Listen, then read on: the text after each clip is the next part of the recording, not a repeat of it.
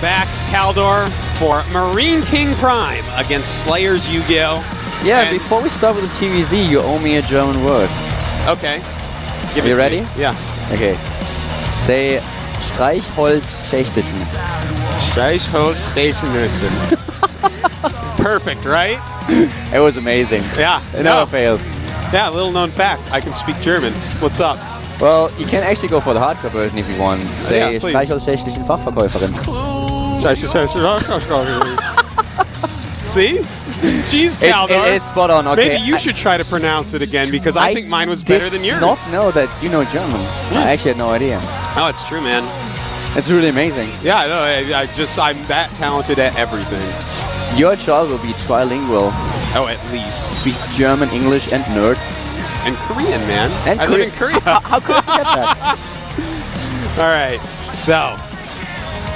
Yeah, what do you think about the next match? I'm just thinking about how well I did with those words.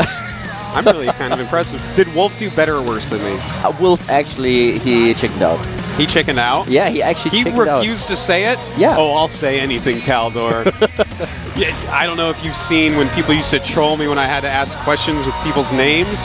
I'd like read the name 5 times and be like, what does this mean? And I'd say it. Like Mr. Hunt, first name Mike or something, you know? I'll say anything though. I have no fear. Wolf's a wimp, man. We gotta make fun of him when he gets back from LG. Ah, we will. Alright. I actually thought you would dodge, but no. Me? And then you were like perfect. It was just perfect pronunciation. Yeah. Yeah.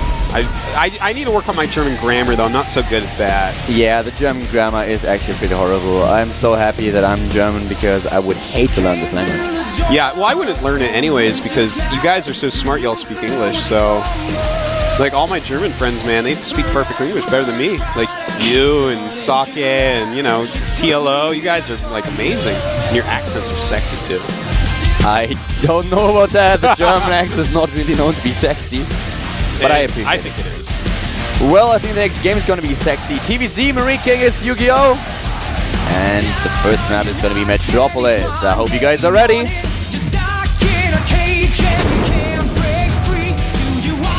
To the left side of the map, starting for the Slayers team. In the red color is our Zerg player. It is Slayers Yu-Gi-Oh! Yu-Gi-Oh! Is pretty known for his style against Protoss, that he likes to be, I don't want to say cheesy, but he likes to go for expansion steel with his hatchery. He has really weird strategies sometimes that work out most of the time. But today he has to show us his masterpiece because he is up against the King of Marines. To the right side of the map, starting for the Prime team in the blue color, a Terran player known as Marine King Prime. A guy that simply does not lose against Zerg. He made an exception when he was playing against Symbol in the Iron Squid quarterfinals, where Symbol defeated him with 3-0 with a bit of a cheesy play. But that's Marine King with a Reddit shirt. Oh, was it? I didn't notice that. Yeah, that was a Reddit shirt. Oh, wow, look at that. Well, I guess that's going to be upvoted a lot. Yeah, it kind of makes sense. Until there's some sort of crazy drama. Reddit helped him to pay for the flight to his first offline event, so it makes a lot of sense that he would wear one. But kind of nice to see. Yeah, that was I liked it when that happened. We have a pool before hatch. Well, isn't that against interesting? A 14cc. Well, isn't that interesting? Well, that is interesting. The thing is, this pool before hatch isn't. I mean, the timing is not mapped out to actually do any damage. It's just a defensive pool for before hatch. Which surprises me a little bit on this map and with the starting positions that we have. Usually against a Terran player, you would go for your 15 match. Yeah, absolutely. I don't know if he's thinking, hey, Marine King maybe. Oh, that's what he's thinking. Okay. So he's getting a pretty quick gas here. We don't know exactly what he's going to do, but I like this. As we mentioned earlier, Yu-Gi-Oh! Is known for having kind of funky builds. He really loves them. His timings work out. If you didn't see him do his live stream, then definitely check it out. His first-person stream is actually really interesting. A lot of nice strategies. And he prepared for this match. He prepared, and we will see if his game plan works out or if Marine King will just stop him. Yeah, I'm really excited to see what the plan actually is, whether it's banelings, whether it's roaches, or something we actually cannot comprehend. And, you know, Marine King hasn't actually scouted yet. So he's going to have no idea that there's gas this quick. But he's going to see these 2 Zerglings and be like, wow, that's pretty quick Zerglings. You don't expect to see those over here that quickly. We have double orbital coming up now, as the Zerglings can go into the main base if they want to, because the Marine, well, the Marine is just finished. He's blocking the ramp. Ooh, he pulled a few of his SCVs because he wants to transition them over to the expansion and is blocking the ramp at this point. Very nice use of these units. Immediately the factory. Well, you know, I gotta say, Yu-Gi-Oh! In the The fast tech to lair. I've seen him do this on a Daybreak. On a Daybreak, he decided to go for very fast Infestors, used Infestors to hold off any kind of attacks, and then took his 3rd base.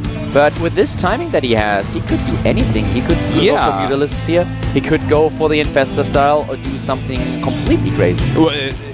Out of completely crazy, I would not mind to see like the quickest bailing speed ever, but I think it's going to be quick Infestors. That's what it looks like to me. And I don't mind seeing that here, especially with Marine King actually going double factory right now, which today has been the trend of TVZ. It'll be interesting to see if it stays like that. I heard that Hellions are pretty good. Oh, excuse me. Yeah, they're pretty good. Not as good now that the Queen has such range. But, I mean, he only has 2 Queens. Oh, wait, does he? No. No, he has only 1 Queen. He even skipped the Queen here. Maybe he thinks that Blizzard implemented those 50 starting energy and tries to check with 1 Queen. He's like running back and forth, and that is a quick Spire. This is like the quickest Spire I've ever seen. 6 minutes and 20. Even skipping the Queen here, and well, he kind of has to wall off. If he walls this off well, Blue Flame is coming up for Marine King now. If you guys didn't know that, Hellions cannot shoot air. Hellions can't shoot air? No, how does Terran ever win? What? Dan, Caldor, do I have to tell you? Do I have to tell you everything? I think you might have to, man. I'm unbelievable. So certain. I was certain of it. That's. I gotta go play Zerg again, man. Well, if you get 4 Marines and they lift the Hellion up, then you can try to target them. Put the Hellion in a medevac and carve a hole in the side. That would work too. I heard the Terrans are really creative. Yeah. I don't know how creative this is, though. It's like 2 factory Blue Flame. Look at the macro edge to the positioning. That is so nice. He actually blocks off perfectly here. Yeah, that's going to be hard to actually get through, and he's going to have those mutas so quickly that, I mean, Marine King is getting an armory, so we might see a pretty quick Thor. What you usually see as a mutalist timing is, nowadays not that common anymore, but usually the mutalist arrived or popped out at roughly 11 minutes. But this timing for the Spire is kind of insane. Even with the Queen cut here? 7 mutas at like 8:30 is pretty crazy. Now, it is a long map, and he has to be careful. Does he go straight across and through the vision of a Hellion, or does he fly around and get there a lot later to have it be a complete surprise? It's hard to say. But there's one thing that I can tell you. There are 2 Marines on the map. 2. Yeah, that's not the best anti-air. I mean, this might actually just end the game. And Marine King, I mean, he hasn't scouted. He knows there's a hatchery. That's it. He knows that the pool was a little bit quicker. That's it, man. And they are going straight across. They're going to be spotted. And Marine King is going to just about have a heart attack because this guy has no anti-air. Hellions move out, though. Will the Hellions be able to do damage? Will he completely wall off? Oh, he doesn't even have the Queen in position. The Queen is not in position. The Hellions get in. Oh, God. Yu-Gi-Oh! Might just have lost this. This might turn into a base trade pretty quickly here. Wow. I cannot believe that this just happened. He yields the add-on. He does not want the Thor to complete. Why did he not wall off? I got to tell you, man, I wish that he had, because this game would look a lot different just buying that much time to have him actually kill a wall. But as is, I mean, this is basically a base trade. Mutas against Marine King just running everywhere frantically. But this Thor will finish eventually. He has a lot of utilities. He can magic box. But I don't believe this. Yu-Gi-Oh! Had the perfect position with his wall off, and then he misses the Queen, and the Hellions, all of them just stream in. Now, he still has 255 minerals. He should actually cancel that speed that he has upgrading, but he's cleaning it up at home. He's killed off a ridiculous amount of CVs. In fact, 44 workers killed for Marine King, 37 for Yu-Gi-Oh! Now. It is not over just yet, but I have to tell you, if you would have positioned this Queen, or maybe walled off with a different building or another building, this game would be over. No, it definitely would. He would have had enough time to actually get some units out and perhaps defend it. Now, The thing is, Marine King has 4 SCVs, but he's dropping a lot of mules. So with his command centers, with his mules, and now with this Thor, he should be able to stabilize at his natural, but everything else could die. He also has a third base. He has the third command center. It's not an orbital just yet, but it's something that Yu-Gi-Oh! Does not know about. It's quite true now. He's just flying the buildings to the natural where we have all these turrets. If he could take that Thor out, man, that would be huge. But Thor being microed really well right now. Yu-Gi-Oh! With not much supply going on. The harvester count is 4 drones against 10 SCVs, also the mules. This is something that you shouldn't be able to recover from this. I don't think that he will. Yeah, I don't either. I mean, the single Thor is actually the lifesaver. If that Thor wasn't up, the mutas could actually kill everything in the main and pick stuff off at the natural. And, I mean, this game could go either way. But right now, with that many more SCVs and those many mules, his economy is actually really good against basically no economy of his opponent. The Mutal is taking down a few of these Hellions now. Actually, a pretty smart decision by Marine King to sacrifice 2 of the Hellions in order to save the two additional ones, but actually he saves 3. And this is, I think what we're going to see is a long, painful death here for Yu-Gi-Oh! You don't want to leave a game like this because it is still Code-esque. And, well, yesterday, which cost me a trip to the IM house, we saw an amazing comeback, and therefore Yu-Gi-Oh! Probably watched the games and is like, I'm not going to leave. I'm just waiting for a mistake here. I might pull a happy. But there you go. Yeah, you were telling me about that match. I have to go and watch more. I love Happy. He's one of my favorite proto. Oh, he's a great player, but yesterday he could have really lost the first game. I would have appreciated that. Yeah, I guess so. I heard that you have to walk somewhere and let your kid walk. I have to walk to the IM house. I don't know when I'll do it, but... You didn't say from where, right? I didn't say from where. So walk to it from the subway. I could cheat. Yeah, you should do it. Cheating's good. The Muta's trying to do something here. You know, this is actually reminding me a lot of Yu-Gi-Oh's last up and down matches. You know, that last set of up and downs that he played in, I felt like he deserved to get out of the group. I felt like he was actually one of the best 2 players in the group that night. Here, he's actually come up with a strategy that was really good against Marine King. Marine King, he doesn't scout enough.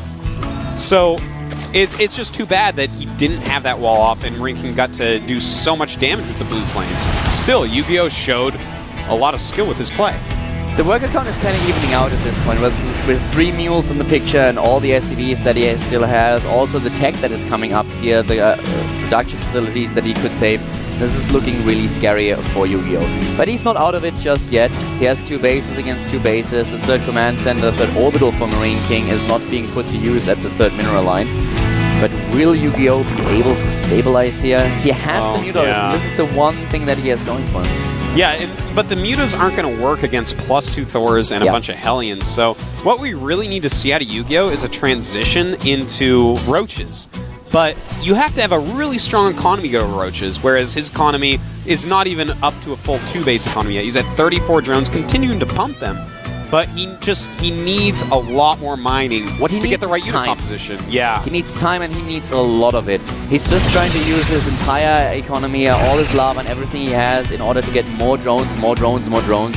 And the Mutalists, their position right now, their job is just to make sure that the Terran player is not attacking. Yes, and the thing is, with all these Thors, he can eventually just leave a Thor at home and walk out. Because he knows that he killed all the drones. So he knows his economy is way ahead, and he has this big timing window where his army is simply going to be superior. I think he's going to line up his attack with that +2, and it's going to be deadly.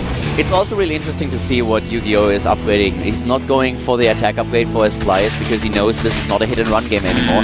He's upgrading armor. He knows that he needs to fight at some point against these Thors, so he tries to get the armor upgrade, which helps a lot against them. So well said. I mean, you can tell what a player is planning to do with their mutas based upon do they get attack or defense. Defense means they're going to stand ground and fight with mutas, but in this case, against +2 Thors, that +1 is not going to be enough for that armor. I completely agree here. We have him with the Baneling Nest now. That's the one thing that he tries to do. Even at 3rd base, the Harvester count is back to 52 against 45, so he took the Harvester lead. But with 3 bases for Marine King, he is still lacking. A lot of mutas being picked off by these Thors, and at this point, I'd love to see him cancel the +1 armor because the mutas obviously are not going to do anything. They're so badly hurt already. 34 army supply for Yu-Gi-Oh! Against 17 of Marine King. Wow, that's quite a big difference.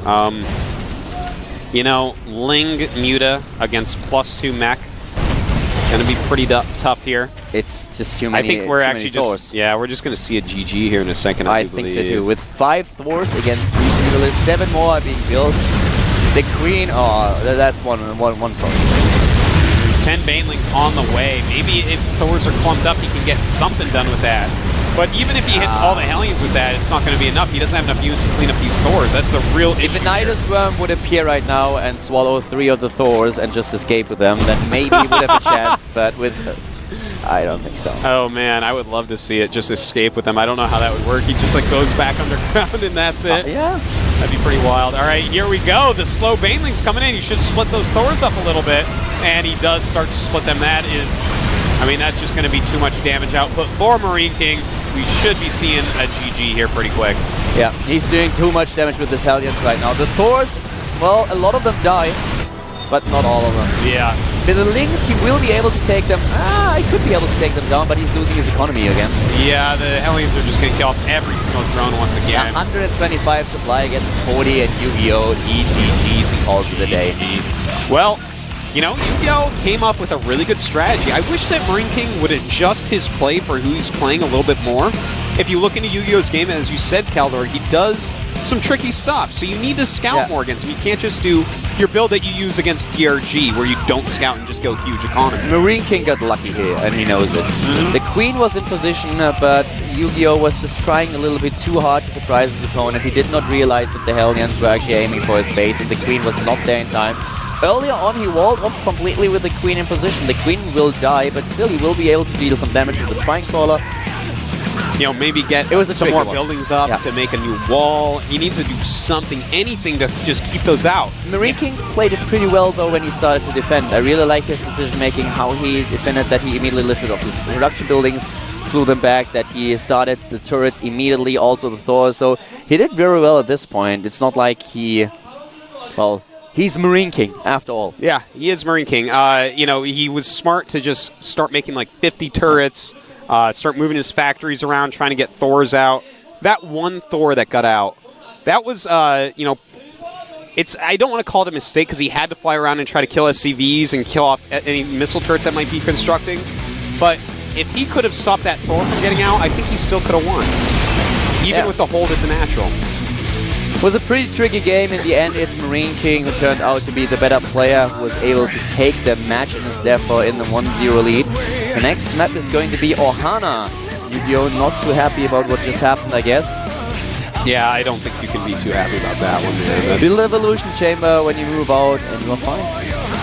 Yeah, I mean, again, if he had a full building wall moving out with those mutas, you know, had the Queen there, had enough time to throw another Evolution Chamber or something, just stalling it out for 30 seconds, 45 seconds could have been a game changer. Marine King would have still lost his 40 workers. And Yu-Gi-Oh! Would be in a position where he can defend, build additional Spine Crawlers, just try to defend somehow, even fly back with the Mutalisks as well. Well, as it is, we have Marine King in the 1-0 lead. Yu-Gi-Oh! Will have to really turn things up a bit if he wants to win.